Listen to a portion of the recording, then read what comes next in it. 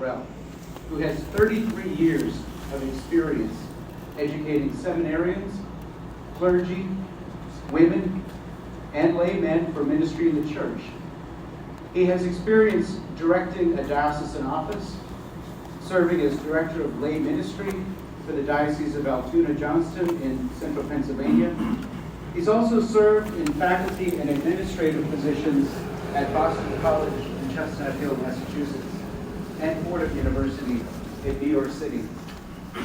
Dr. Horell is, as we mentioned, currently the Margaret and Chester Paluch Chair in Theology here at the University of St. Mary the Lake.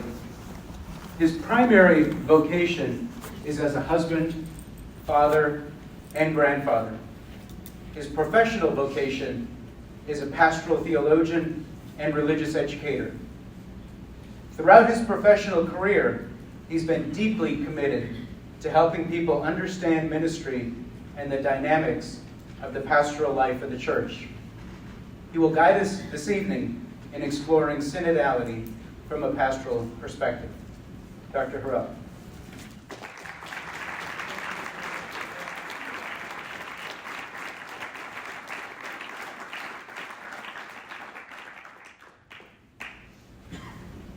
Several years ago, when I was working for a diocesan office, I received a call one day from one of our pastors. He said, "Bud, I have a problem up here, and it's your bishop's fault." I said, "Father Dan, the last time I checked, he was your bishop too." Then Dan explained that our bishop had asked all parishes without pastoral councils to form them. And so Father Dan did. And this was a year and a half later.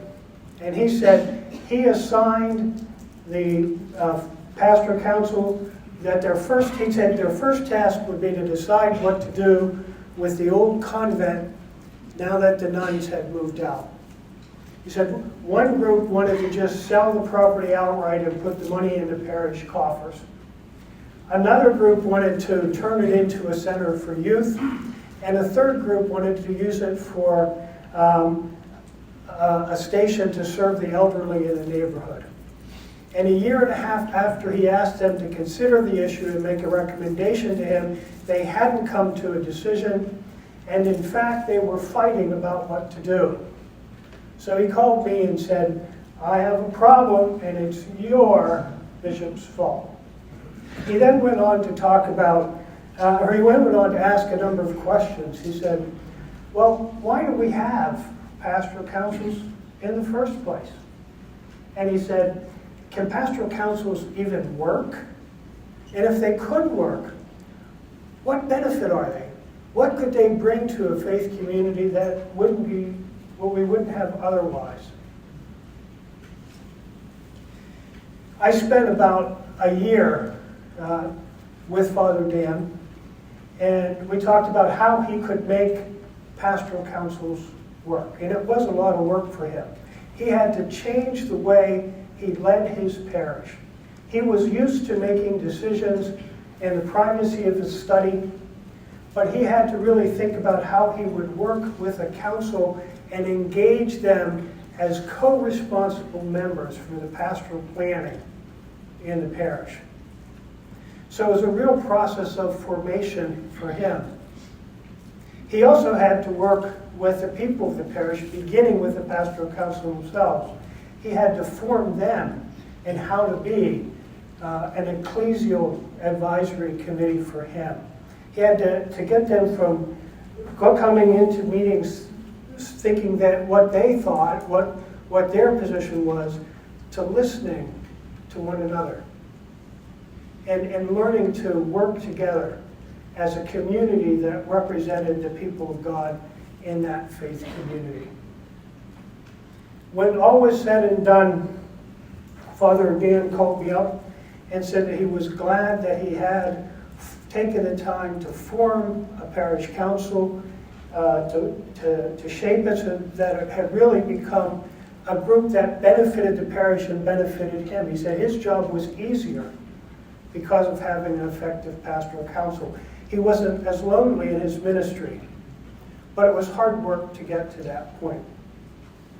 Our topic for tonight is synodality. And I raised this story at the beginning because the questions that Father Dan asked are very much the questions that people are asking about synodality today. And the story is, I think, a story about the possibilities, but also the perils of synodality and synodal gatherings.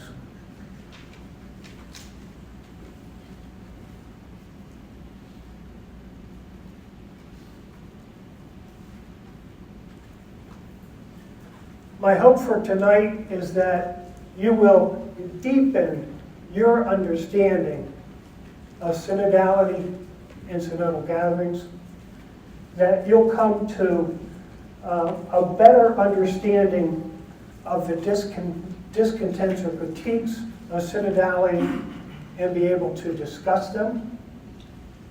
And then lastly, my hope for all of you is that you'll consider how you can respond to the current focus on synodality and synodal gatherings in the church today. My presentation is divided into 3 parts.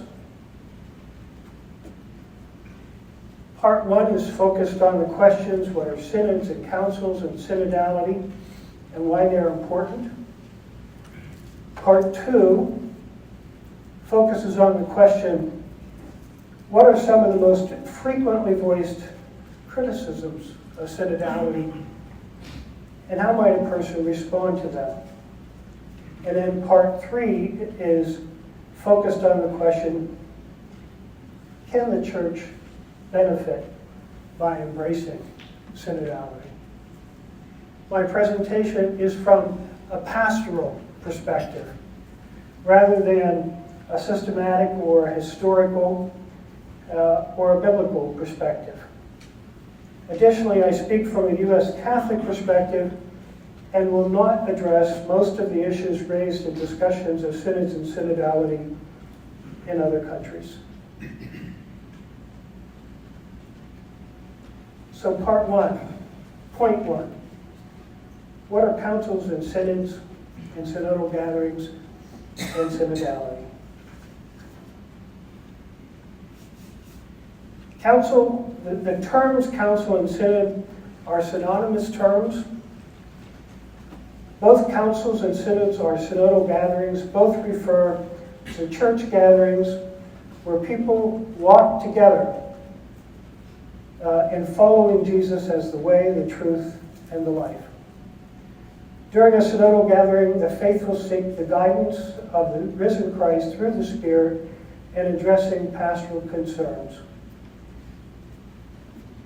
However, in the Roman Catholic Church, the tradition has developed that the term council is used more frequently to name synodal gatherings that are focused on pastoral planning, such as we see in parish pastoral councils and diocesan pastoral councils, and the term synod is used for gatherings where the primary focus is on the universal mission and ministries of the church, such as we currently see in the synod and synodality, which is at the present time wrapping up in Rome.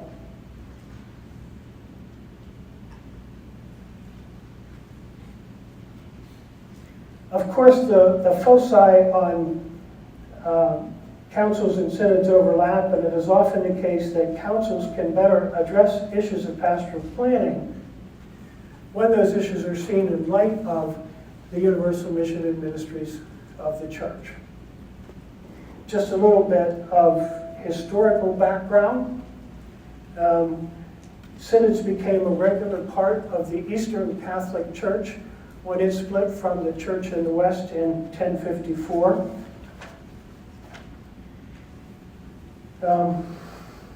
The use of synods and councils diminished in the Roman Catholic Church and were used very little after the Council of Trent.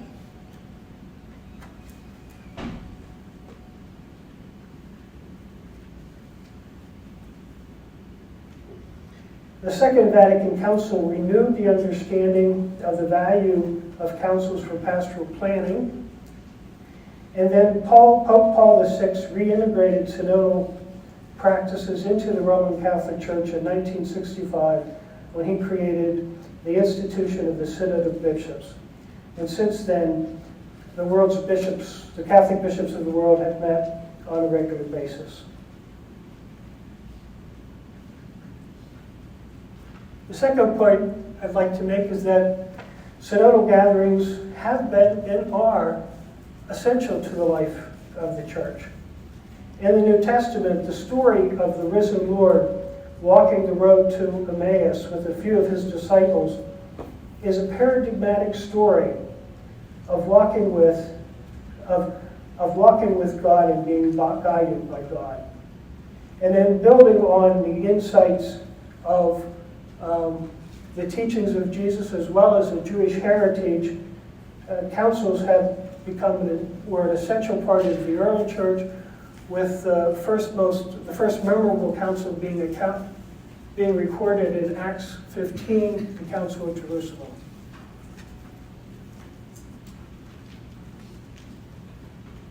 There have been many memorable and significant synodal gatherings in the church, and I'll just mention just a few. There were 3 synods on ministry under the pontificate of John Paul II. How many of you in here are lay ministers? The 1987 synod on the vocation and mission of laity was a turning point in the Catholic Church in the development of lay ministry in many countries around the world, including the United States. So if you're involved in lay ministry today, or even if you're clergy and you work with lay ministers, that synod had a significant influence on the church. The 1990 synod on the formation of priests was a significant discussion that shaped the standards for priestly formation. So all of you that are in seminarians here today, your program of study was shaped by the conversations from this synod and the conversations that followed from this synod. The 1990 synod was on the formation of priests. The 1995 synod was on the religious life, the consecrated life. That's been an important document for religious communities in charting their ongoing evolution and development. If we just look at the United States, was anyone involved in the National Dialogue on Youth and Young Adult Ministry in the United States? Anybody involved? I was involved. It was a significant experience in my life. That was a synodal gathering that had a big impact on the NFCYM, the National Federation for Catholic Youth Ministry. It was also a synodal gathering that led to the development of a national organization for young adult ministry. And based on the conversations that came out of that synodal gathering, a number of foundations made significant grant funding available for the further development of young adult ministry. So this was a synodal gathering that had a significant impact on the pastoral life of the church. And by far the most significant series of synodal gatherings in the church in the United States have been the National Encuentros of Hispanic Latino Ministry. Has anyone involved in them? Today in the United States, about 45% of our parishes are primarily Hispanic, and there's a real life and vitality in many of those parishes, and that life and vitality was often nurtured by people formed by the Encuentros.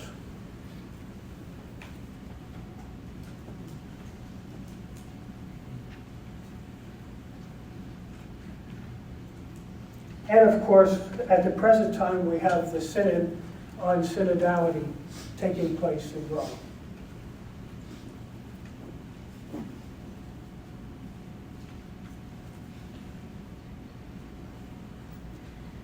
To promote greater co-responsibility in church, the Synod on Synodality is the first synod in the contemporary era at which laymen and women have been voting members.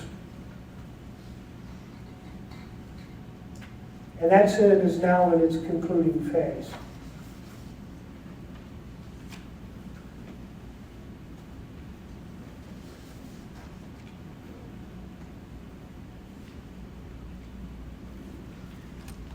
Now, when the synodal gatherings I mentioned were being held, one of the criticisms of them was that they were high-level gatherings that had very little impact on the life of the church. And those criticisms proved to be false, because they were all synods that did have an impact, a significant impact on the pastoral life of the church. Today, one of the criticisms of synodality and of the synod on synodality is that, oh, it's this high-level discussion that really will not have anything to do with the pastoral life of the church. I think the response to that is to say, let's wait and see how the teachings of that synod are received. Maybe 5 years, maybe 10 years, 15 years. It might take that long, but my prediction is that the Synod on Synodality is going to be one of the events that shapes the pastoral life of the church most significantly in our lifetime. The criticisms of it as a high-level discussion are misguided.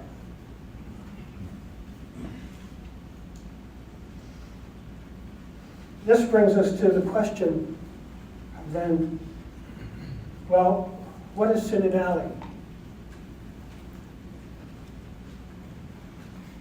The term synod and synodality highlight a shift that has occurred in the church since Vatican II.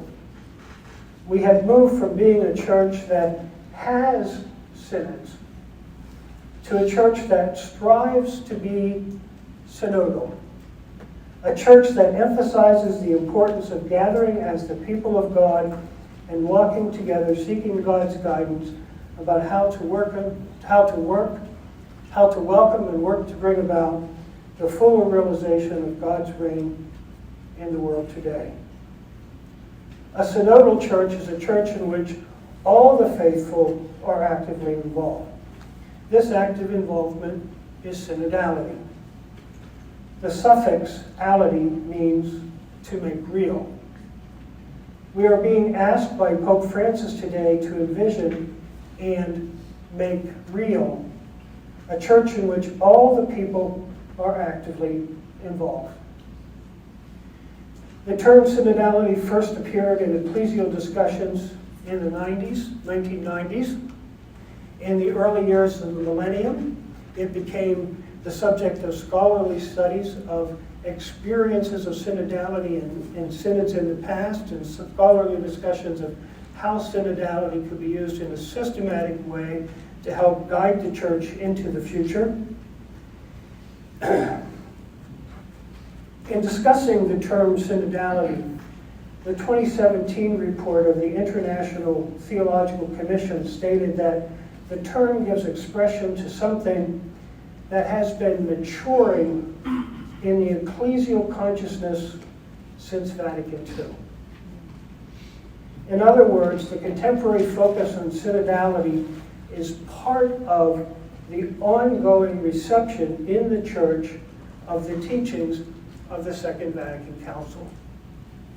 We're some 40 years beyond the council at this point, but as a church, we're still receiving those teachings and exploring what they mean for the life of the church today. And so synodality is part of that ongoing reception of the teachings of the Second Vatican Council. This is an idea that's been affirmed here in Chicago by our own Cardinal Supich.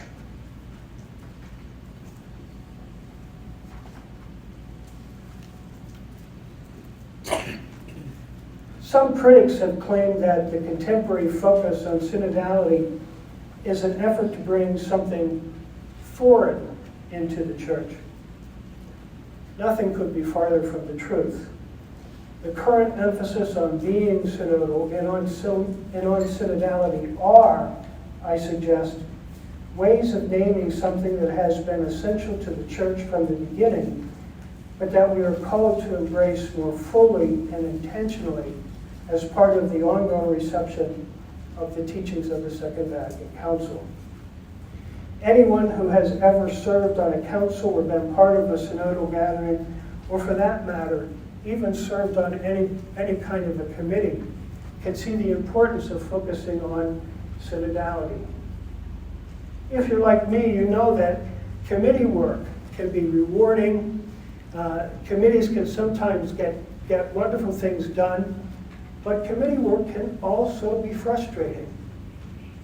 Has you have had frustrating experiences of committee work? And the story I related to you at the beginning was when Father Dan formed the pastoral council, it was a frustrating experience of trying to get a group to work together. The contemporary focus on synodality in the church is born out of a recognition of the frustrations that can cause synodal gatherings to be unproductive. And it's a call for us to be very intentional about how we engage one another so that our coming together as communities, striving to discern God's will for our community today, are fruitful.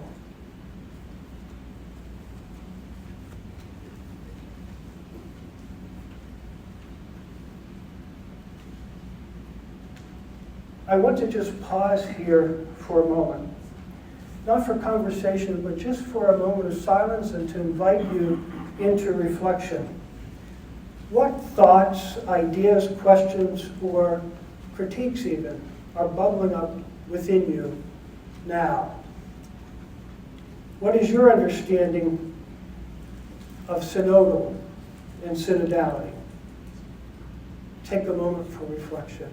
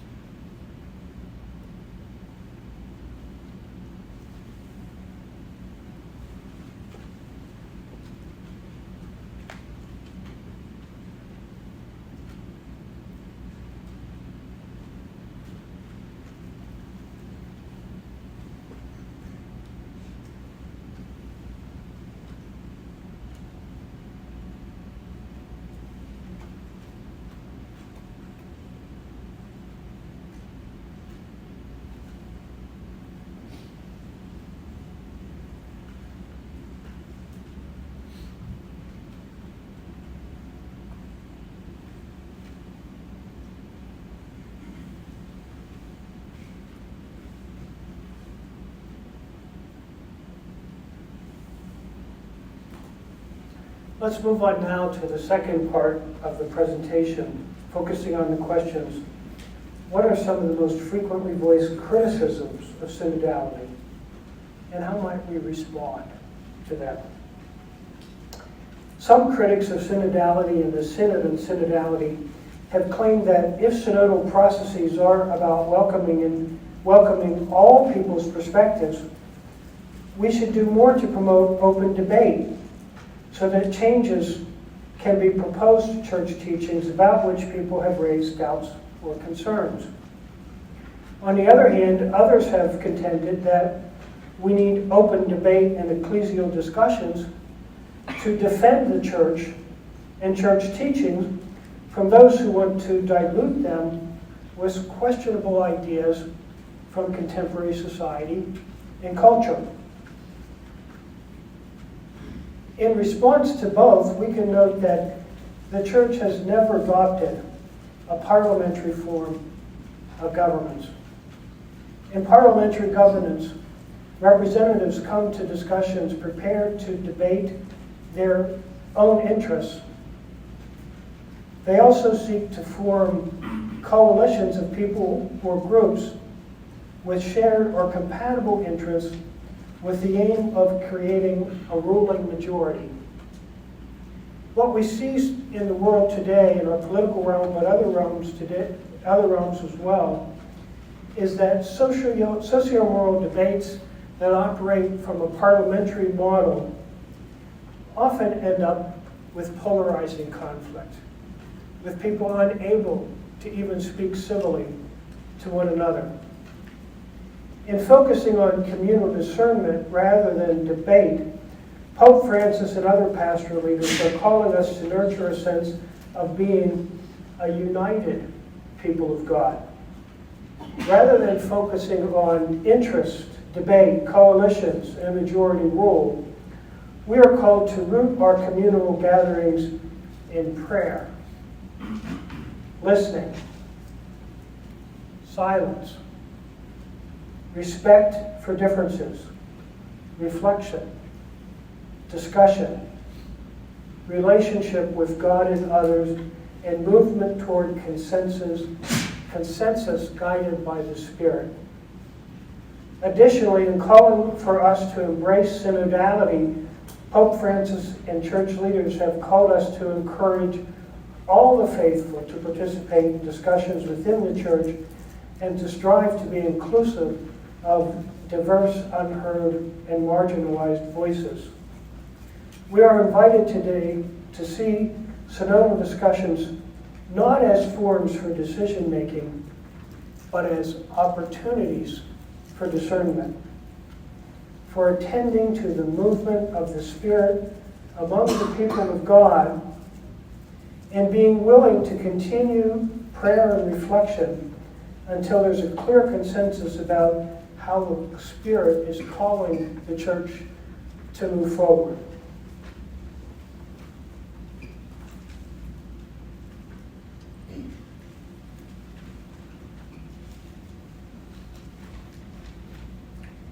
Second criticism to consider. Some critics have commented that the way the process of synodal discussions is described today and then put into place in the Synod on Synodality shows that there's a hidden agenda behind the focus on Synodality. Another way of stating this critique is to say that present-day synodal processes are always rigged. Those who voice this critique contend that because open debate is not allowed and participants in the synodal process are often required to follow a pre-selected process of reflection and discussion, the process is always controlled and steered to a predetermined outcome by those who set the agenda for it. Those who voice this objection fail to recognize how the synodal process presented by the leadership of the church and utilized today in the Synod on Synodality steers participants in synodal gatherings away from destructive conflict and into healthy disagreements. Disagreements and even conflict are essential to any group process. If there's not disagreement in a group, that means the group's dying. But healthy disagreements can energize and spark creative and imaginative reflection. However, for disagreements to be healthy, those involved in a conversation must begin with mutual respect and come to agreement about underlying shared values. Then the desire to preserve these common values provides a foundation for working together. Without a sense of shared values, people will most often not have a clear understanding of what will be lost if they are unable to work together. In the story I shared with you at the beginning, the biggest problem Father Dan faced was that the people we called together as a pastoral council did not have that sense of shared vision and values. They didn't have a sense of what was at stake in their disagreements. Hence, it's not surprising that that council got locked into a cycle of destructive conflict. I helped guide Father Dan to create a process of group formation that would nurture a common sense of mission and then consider issues in the light of that sense of mission. The process for synodal discussions that is being used in the church today is an intentional process of group spiritual formation. When participants gather, they begin with prayer, and they listen to one another, reflect on what they hear, and share their reflections with one another. The process fosters mutual respect, enables participants to identify their shared commitment to the church, and then guides them to embrace a common commitment to being open to the guidance of the Spirit. Once a sense of a shared commitment, a sense of being the united people of God is nurtured within a group, space is provided for people to raise whatever issues they think are important. The national synthesis of the reflections of the Church in the United States on the first session of the Synod and Synodality provides useful images for thinking about the process of synodal prayer, listening, and discussion. It suggests that at the start of synodal gatherings, the church should strive to be a safe harbor. And in such a safe harbor, the safe harbor should be a place where the faithful are embraced, sustained, and loved. Then once people have a unifying experience of being the people of God, the church can be a fiery communion in which differences can be just shared respectfully.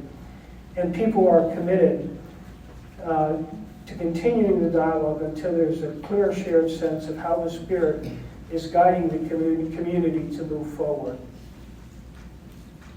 Additionally, one participant at the recent second session of the Synod and Synodality in Rome described the synodal process as being structured and focused on listening in order to encourage holy curiosity among participants about each other's perspectives on issues. So there is no hidden agenda in synodal processes. Rather, a synodal process forces participants to develop a holy curiosity so that they are able to listen to others, to other perspectives, and discuss them with a curiosity about how God is making God's self known in the discussions and in the world beyond.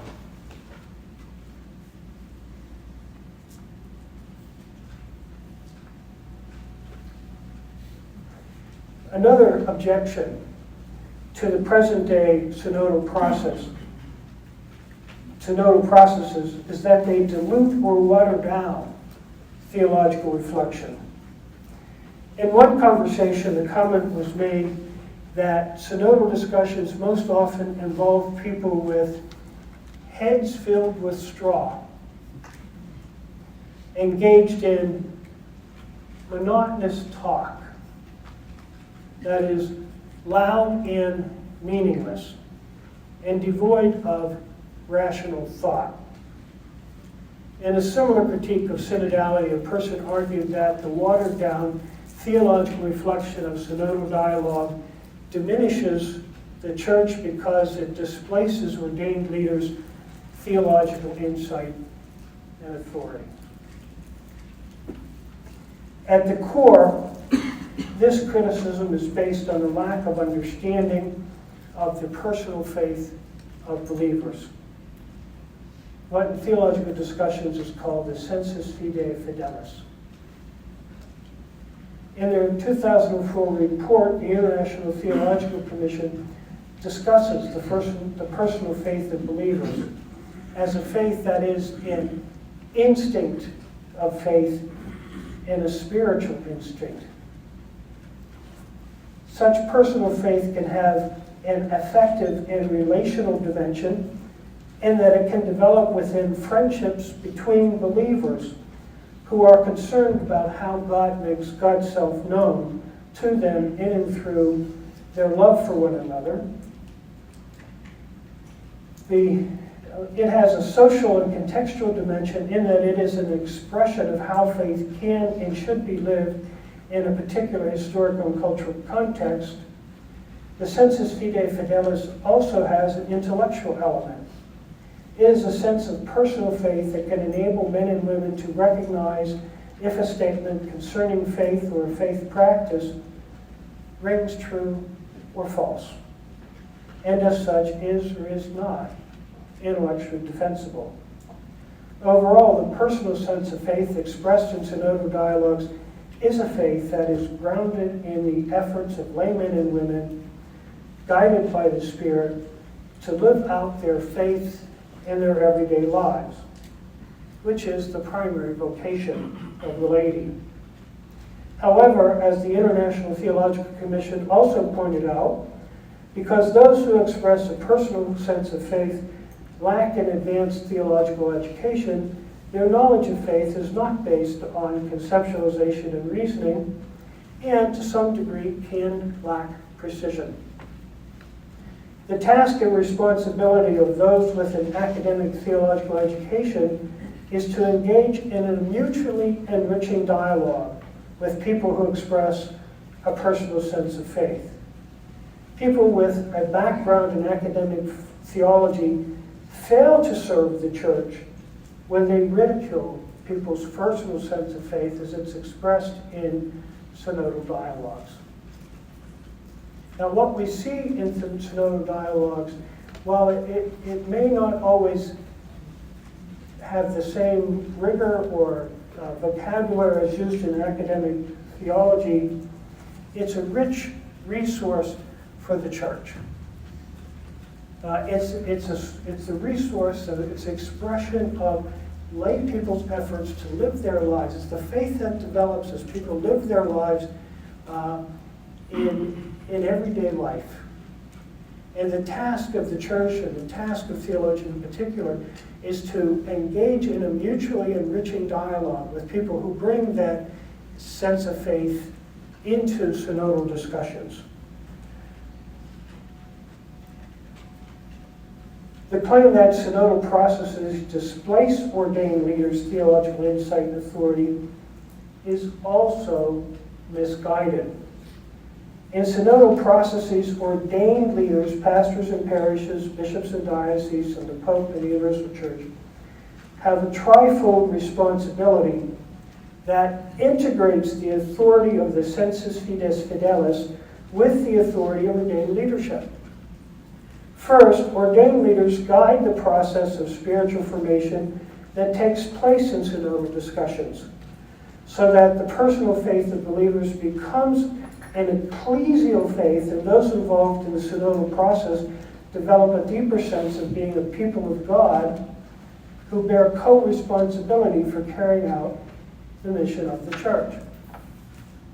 Referring back to the story I told at the beginning, and working with Father Dan, a lot of what I did was to help form the pastoral council as a group of lay people who had a personal sense of faith, to help them develop an ecclesial sense of faith. And with an ecclesial sense of faith, shared commitments that they could build on in helping to guide that parish, to take co-responsibility with their pastor for helping to guide that parish. Second, ordained leaders ensure that the fruits of a synodal discussion process are drawn together under the guidance of the Spirit in the whatever concluding document or concluding documents that they issue. So ordained leaders, they oversee the formation, they oversee the final document, and then third, ordained leaders share the teachings of the synodal process and initiate the process of reception within the broader faith community. In sum, critics who question the quality of theological discussions in a synodal process fail in most instances to see that people who express a personal sense of faith can have a deep knowledge of faith. They fail to recognize the responsibility of theologians to enter into a mutually enriching dialogue with people who express a lived sense of faith. And they fail to comprehend the different responsibilities of those who express a personal faith, theologians and ecclesial leaders, and how the interaction between these three groups can contribute to the church's efforts to discern the guiding presence of the Spirit.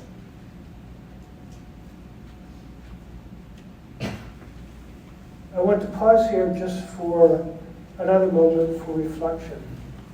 What thoughts, ideas, questions, or critiques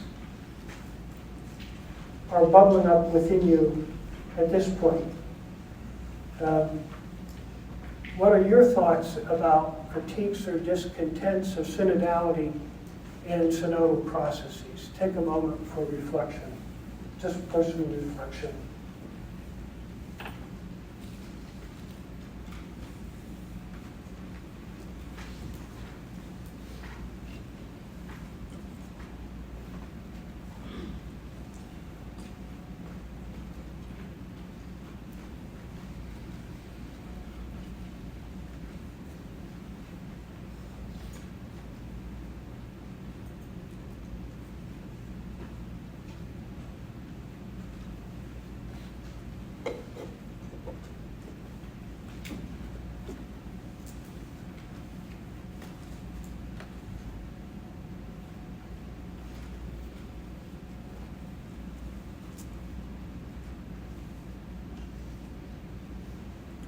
We now turn to the third part, the final part of the presentation, focused on the question, can the church benefit by embracing synodality? And we begin this part by looking at another objection to synodality. There are critics who contend that synodal processes diminish rather than benefit the church. They claim that in synodal processes of discussions and reflection, people are led to turn away from the fund of revealed truths contained in the established teachings of the ecclesial magisterium. Instead, they suggest synodal discussions lead people to be influenced by a corrupt contemporary culture and to seek changes in the church that will undermine a commitment to seeking what is genuinely true and good. This criticism is based on an incomplete understanding of divine revelation. More fully, joint insight from Dave Verbum's Dogmatic Constitution on Divine Revelation, we can distinguish between two dimensions of revelation. There is the propositional dimension of revelation, which is the fund of revealed truths contained in the established teachings of the ecclesial magisterium. Second, there is what Ormond Rush has identified as the relational personalist dimension of revelation. In discussing this dimension of revelation, Dave Verbum, the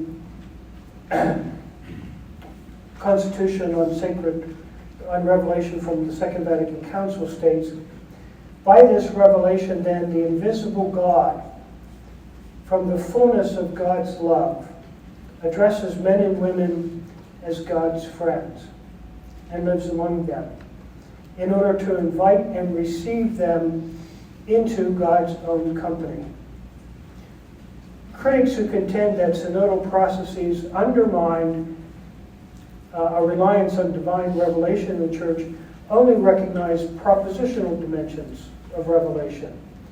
In contrast, in focusing on synodality, church leaders are calling us to embrace an understanding of revelation that expresses the fullness of Catholic teaching about how God makes God's self known.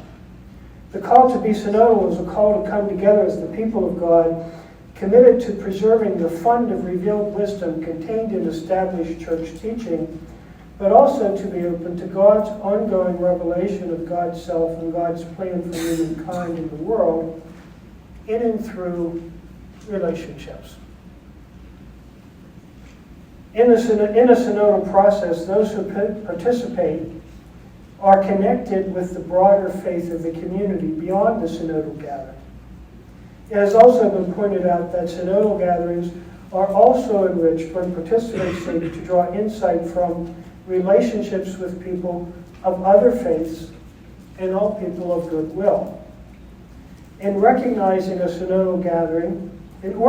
a synodal gathering, There should be an effort to include those who have been marginalized and whose voices have in the past been excluded so that they can participate in the relational network of the church.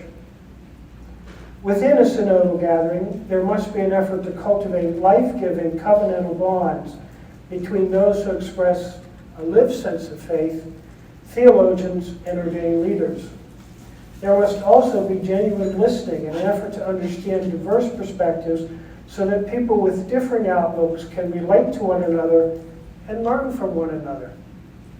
Moreover, the guiding thread in the relational network within and beyond a synodal gathering must be relationship with God, and an ongoing effort to discern how God is calling those involved in the synodal gathering to discern, drawing insight from the fund of revealed wisdom that is established church teaching, what is authentically good and true in the community and the world, and distinguish it from what is not.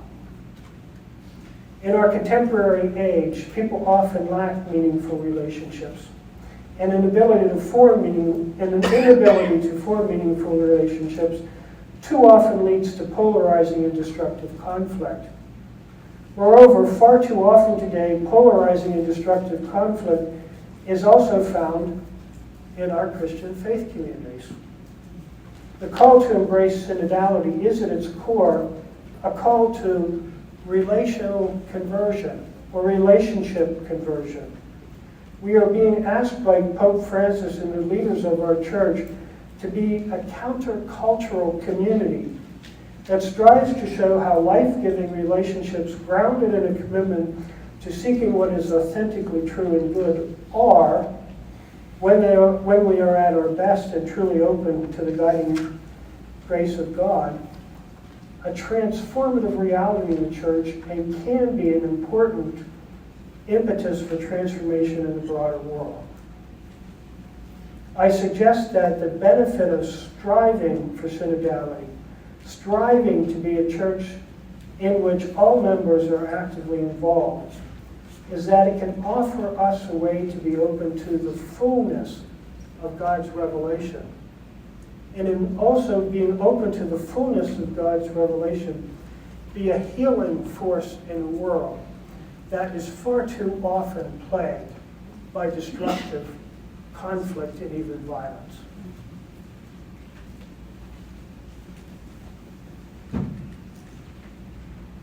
One more pause, and then we'll have a little bit of time for comments from you. What thoughts, ideas, questions are bubbling up within you now? What are your thoughts? What are your thoughts about the idea that the call to embrace synodality is a call to relational conversion, and that a focus on relational conversion can enable the church to live its mission to consecrate the world to Christ more fully? Take a moment for reflection.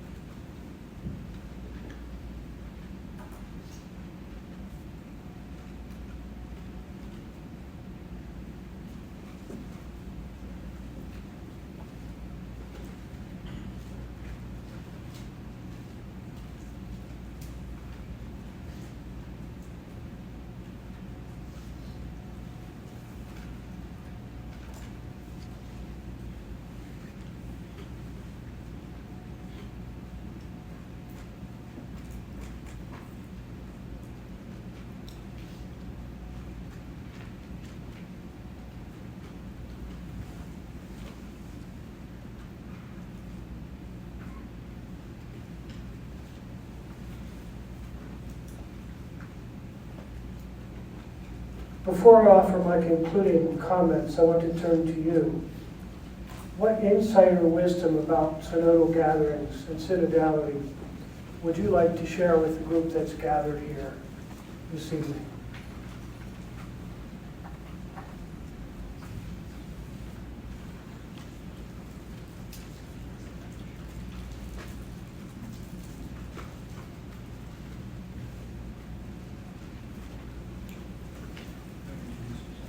Yeah, thank you, Dr. Horell.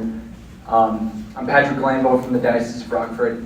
I was just wondering, what do you think is the role with our synodal gatherings and such?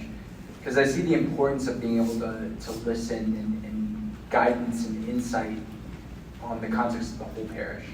That we're all called to building up the church, but Vatican II often talks about that the role of the laity is to share the gospel out into the world, right? What is the role or insight you think of, like, does synodal gatherings have a kind of teaching authority, or is it a kind of pastoral guidance of, like, what is the need for the Holy Spirit to enter into the world today? Like, where should we be directing our parish from the insights of the laity, or is it a matter of teaching and what do we believe as a faithful? Like, what is that dynamic with the synod, or what do you think? You're absolutely right. What's the primary mission and vocation of the laity to the world, right?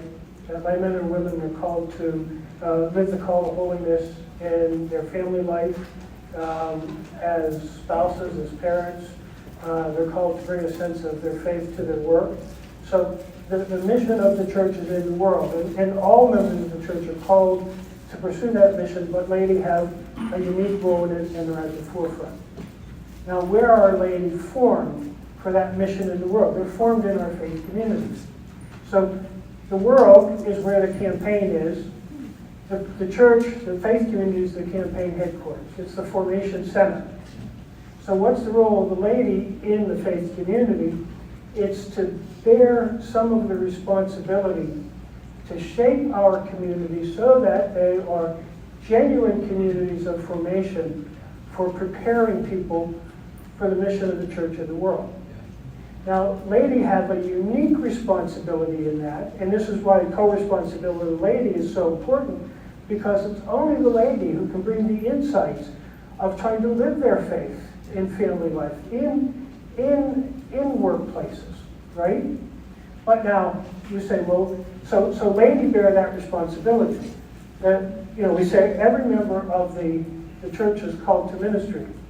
Well, then that means that a faith community could be a pretty chaotic place. If everybody's called to ministry, you have people running out all over different places, right?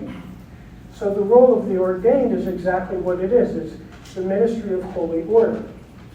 It's the role of the ordained to bring a sense of holy order to the use of the gifts of the Spirit within the community of faith, so that that community can be a genuine community of formation. Yeah. So it's you say, well, you know, I think we get off track if we start looking at it in terms of what's the authority of the laity, what's the authority of the priest, and who has more authority, who should have more authority. It's not really, it's a matter of co-responsibility, and each group having a distinctive role to play, and the faith community only being what it can be when there's an integration of those various responsibilities. That makes a lot of sense. Thank you very much. Michael Frankovich, Archdiocese of Chicago. Thank you very much for your presentation. Just to follow up on what Patrick said, would you say that just as the priesthood of the baptized differs not only in degree but in kind from the priesthood of the ordained, would you also say that the office of governance of the baptized differs from the office of governance of the ordained, not only in degree, but also in kind, and perhaps even to object, with immediate and then ultimate? Yes, it's certainly a difference of kind. I mean, like, if we just look at what, like, say we look at a synodal process, that what's the pattern of the synodal process? That you start with all, right? Consult with all. Then there's a group that gathers, so it's all, but then a few, and then one, right?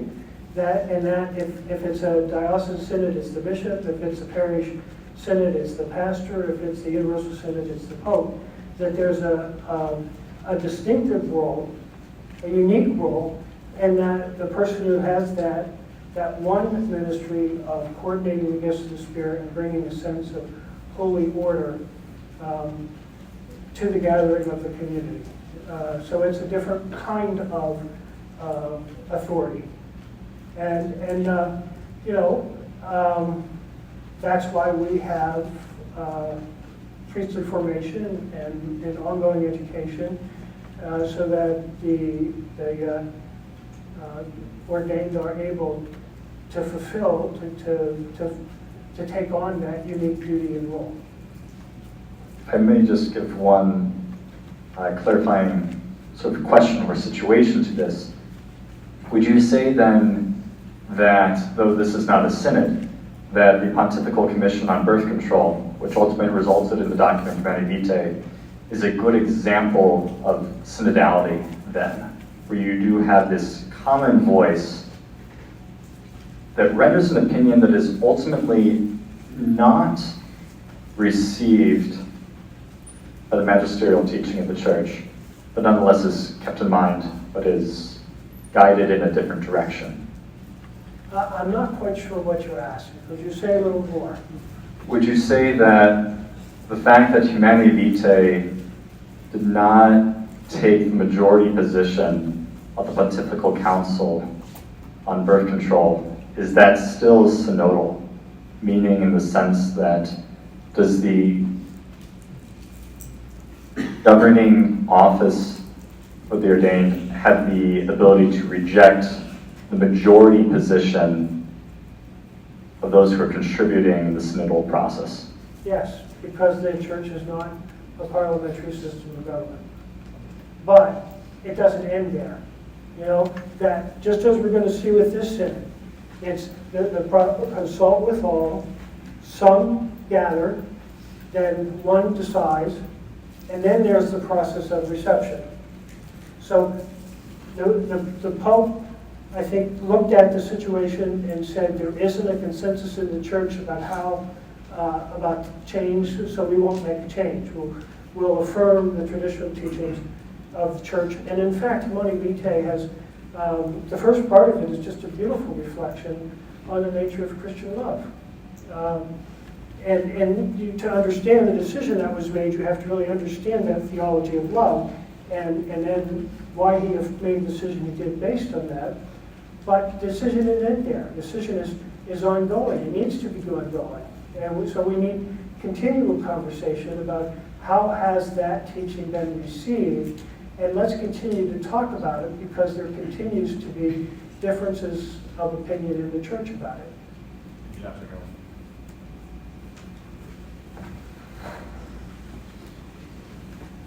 Thank you so much. Terry Marmy, Diocese of Belleville. So when the local level of the synod started happening, I was not in seminary yet, so I partaked in 3 different churches, 1 Newman Center and 2 parishes. And I think the positive response was very good. I think people really came and really voiced on their hearts what they saw the church is in many different generations. But one struggle I saw was I felt that the call to have people on the margins, like the whole universal church, was not always seen at the local level at the parish. I felt most of the time it was a lot of people who are just on the parish council or the people who have come to most events. And I think the real focus of this was to really get a universal church understanding of all people, especially the ones on the margins. So if we do a synod like the Synod of Synodality again, what can we at the local level as pastors do to really reach out to the people in the margins who do have a shared experience of the faith, to bring them so those things can be voiced and have a complete document instead of just the usual people who come to everything at the parish I saw sometimes? What we need to do is exactly what you just said. Reach out to them rather than to ask them to come in to us and partake in the activities the way we've always done them. You're naming, I think, one of the significant challenges we face today in forming a synodal church. And that's, if we just look at young people, about 50% of our young people who are raised in the church no longer continue to be active members. But the interesting thing is that most of those young people continue to talk about having an active spiritual life. They have spiritual hungers. They just aren't turning to the church to find answers to their spiritual questions. So if in future synodal gatherings, the question of, we know there are these people out there, lots of people who are on the margins of the church, but yet who have deep spiritual hunger. So how do we find ways to reach out to them and invite them to be part of our gathering? That's one of the most significant problems we faced with the National Consultation on Youth and Young Adult Ministry. Thank you, Doctor, for your talk. I'm Connor Espino, Archdiocese Chicago. I just have a short reflection, I guess. I don't have any wisdom to share, but my classmates and my seminarian brothers know. But they know very well. Thank you for your comment about the synodal process. One, the church doesn't adopt a parliamentary model. I thought that was very helpful to think about, because I think that is a fear that I also have sometimes, is, are we moving into this form of where the church is just this representational government, you know? But to then shift our mentality from being, well, it's not just about planning, it's about discernment. And I think that's actually a really beautiful way to think about it. And I was thinking, yeah, golly, we have, if that's the case, if synodality, the process of synodality is about discernment, then we have a great opportunity to shepherd our people to holiness. Then it becomes something about prayer. Let's actually meet and not just plan what to do. Let's actually pray, and not just a quick 10-second prayer maybe for a meeting and then go on our way. Let's pray. Let's go to adoration together. Let's pray rosary together. Let's delve into spiritual life and read spiritual things together and actually pray. And that was actually, if synodality is like that, then we have a great opportunity and it's something really beautiful.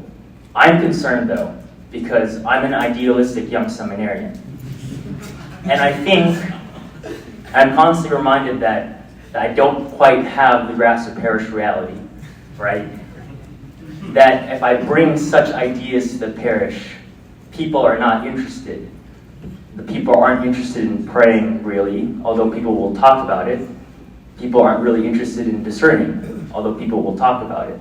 And I don't know what you would want to, if you have anything to say about that, what your experience is, and proposing these forms of spirituality or these ideas in a parish. You have much more experience than I do.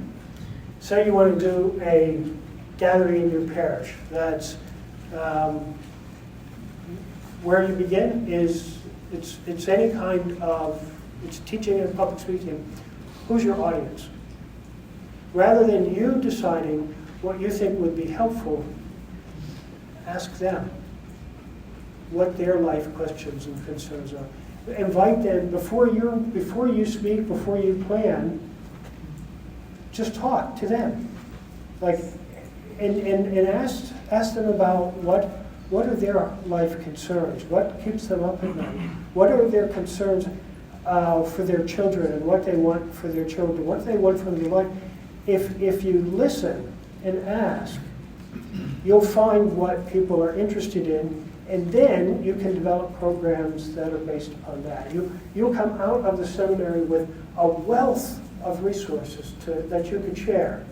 And by listening and finding out what's important to the people in your congregation, then you can say, well, from what I know, I can draw on this or that, or oftentimes you might need to go and do some further study and research.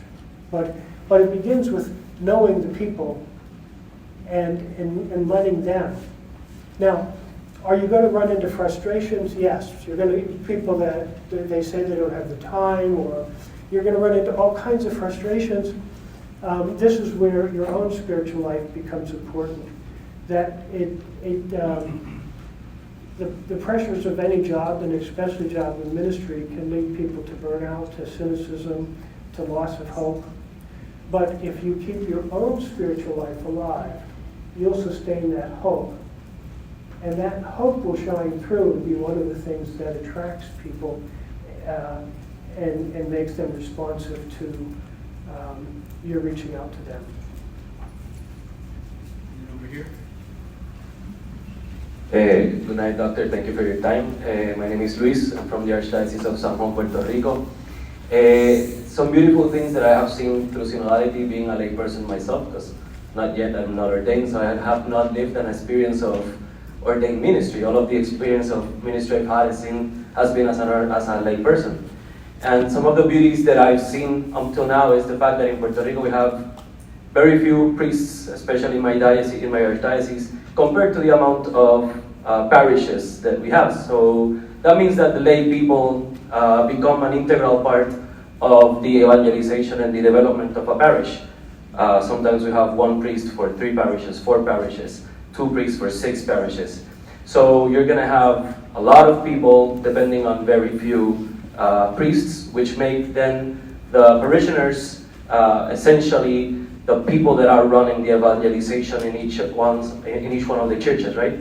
And this is beautiful because Synodality has made actual pastoral plans flourish and actual pastoral plans grow. But that makes then in change pastors to a degree separated from the pastoral developments because now they're in the hands of the lay people.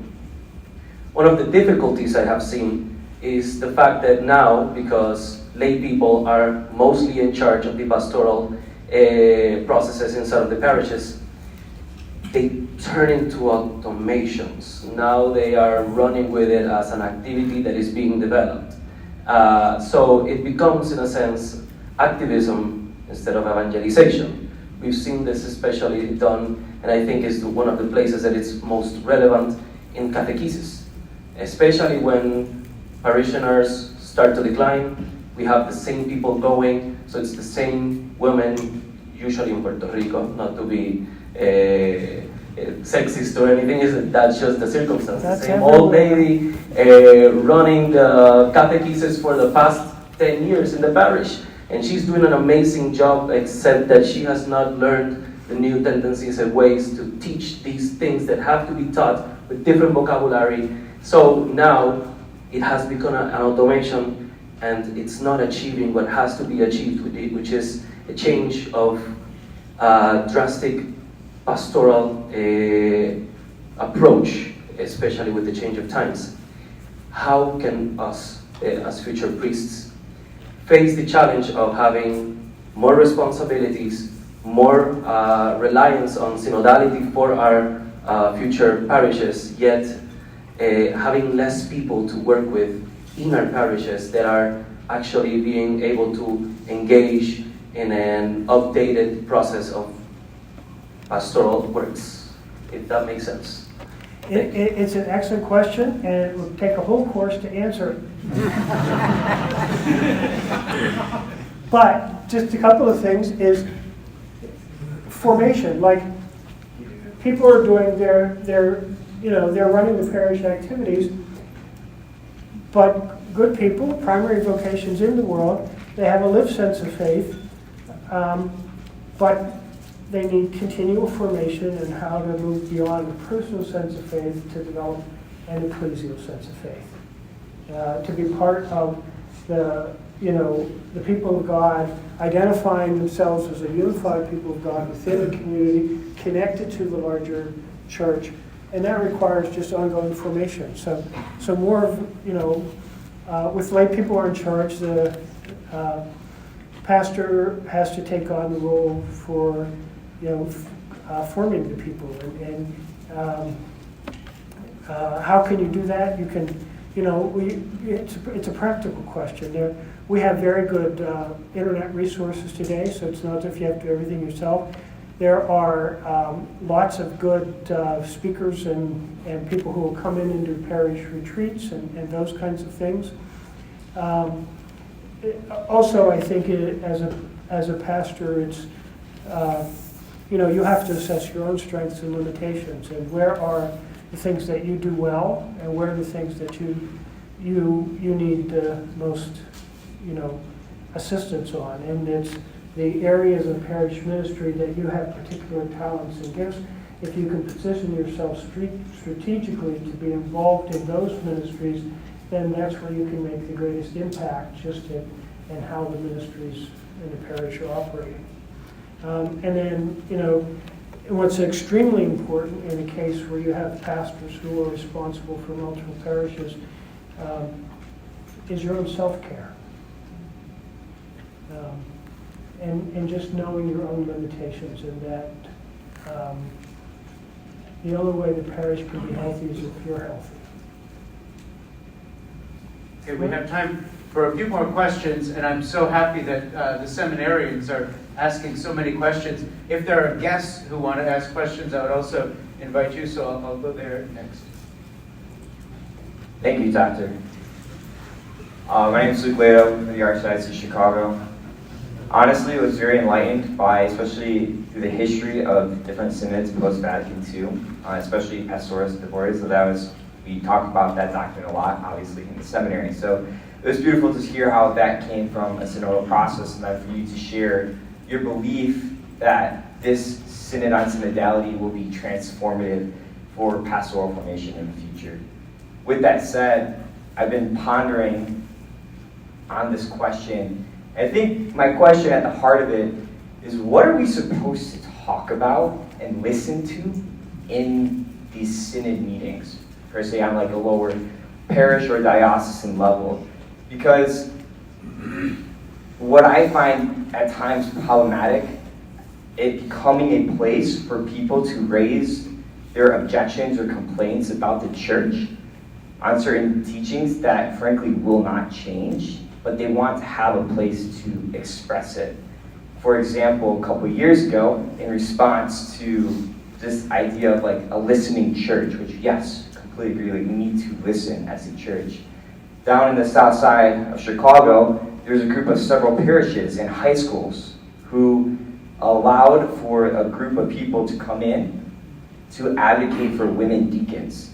And it was in response to this call for a listening church. And this high school student proposed this whole entire thing of why we should have women deacons. And a crowd of 700 people were applauding her, like raving for this beautiful topic that they wanted to talk about. But at the same time, that's something that won't happen.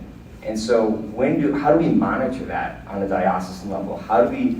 Is that something that we need to really approach, or be like, well, yes, we'll listen to you, but that's not going to happen, per se? I don't know if my question really is articulated, but yeah. Personally, I would avoid yes, but statements. Yes, we're listening to you, but that's not going to change. Perhaps an alternative approach is we're listening, but we're listening. Now let's look at this in a broader perspective. And what we've got from the Synod on Synodality was a lot of conversation about women. And there's a lot that it's going to come out of that. And at the Synod, there were people advocating for the ordination of women. But I think what we're going to see, it's going to take a while for the teaching of the Synod to be processed and to begin to be received in the church. But what we've seen in the Synod of Synodality is concerns of women around the world about their role in the church. But what have been the primary concerns? One is formation. It's women who are serving as educators in parishes. It's women who are have primary responsibility for raising their children in faith. It's women doing particular ministries who are asking for formation, and others asking for recognition for the work that they do.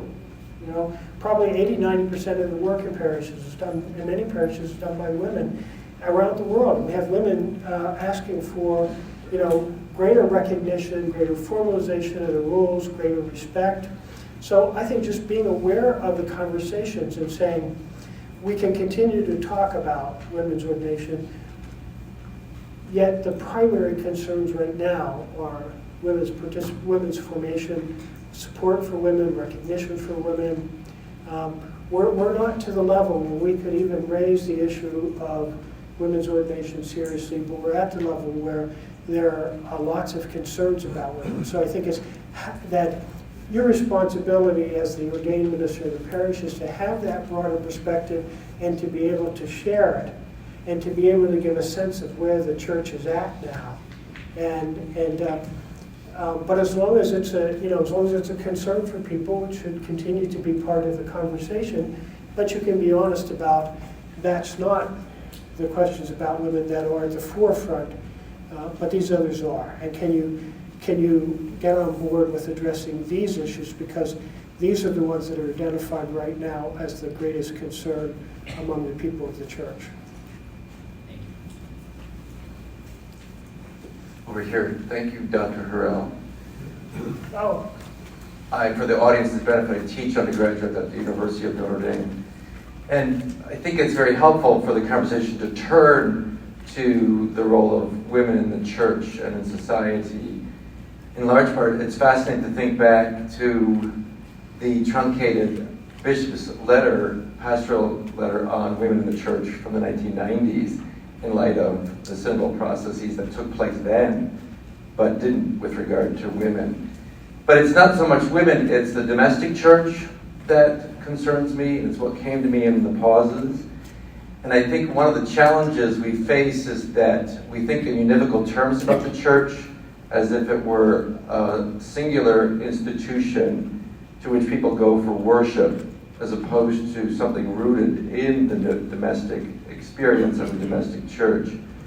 And one of the things that I have found helpful with undergraduates is that the language of polarization is what they pick up from media, but when I challenge them to think about it as a fractured existence or a fragmentation of existence, that the church or that faith is treated as a fraction of what people are, and those fractions don't multiply to a whole to each other, they're just added and compartmentalized. They get that. They realize that to talk about the church as polarized, and use that language a little bit, is to fall into somebody else's narrative, but to talk about the fragmentation or the fractured nature of even our general existence helps us to understand that we don't oftentimes bring our whole person to either faith or to the church. And I think that this possibility of focusing again on the domestic church, I don't mean a home, I mean what you said. By domestic, where are your life concerns? That's what domestic church means. It isn't just faith formed at home.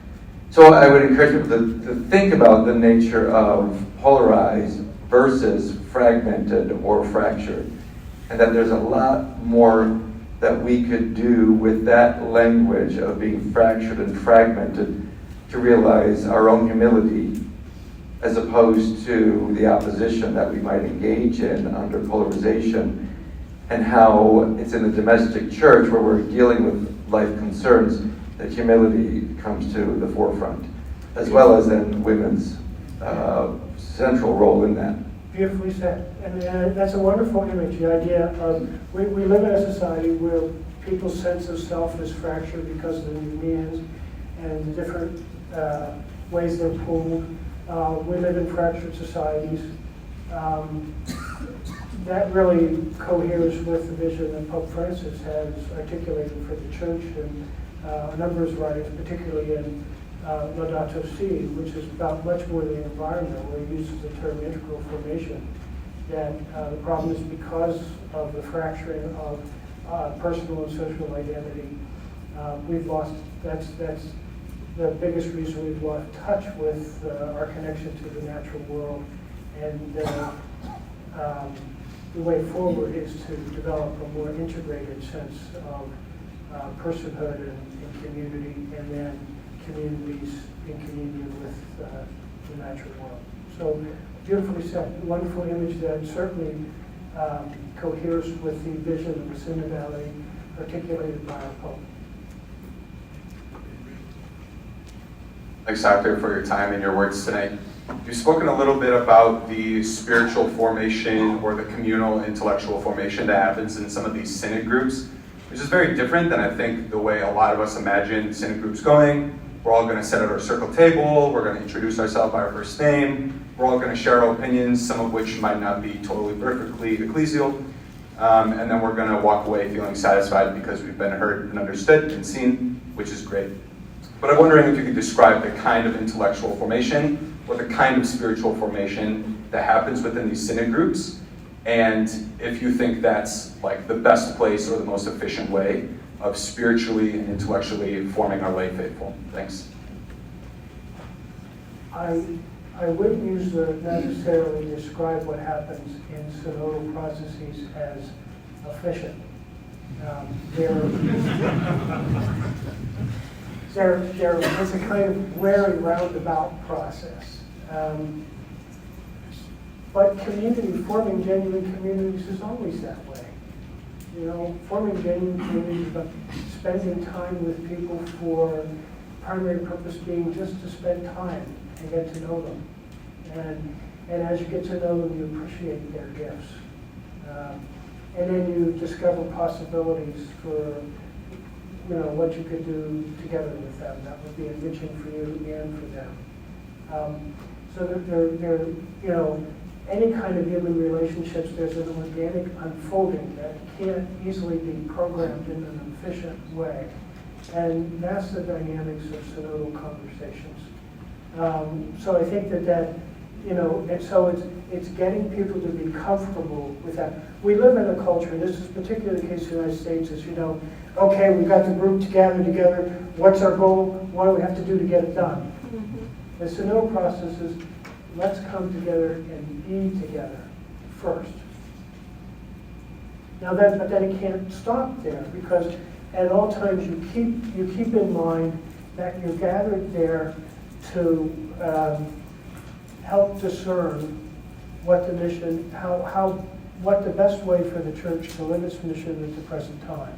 So that there has to be that kind of roundabout process of people getting to know one another, forming a group, but then there also needs to be, and this is the role of the leaders who structure the process, is to always to also think about how you move this process forward, to get people thinking about how they can, how the church can move forward in addressing the issues that it faces at the present time. I don't know if that addresses the question, but you know, formation in group processing is often a slow process, and it's that delicate balance of just balancing an openness with that commitment to keeping things moving towards, you know, action.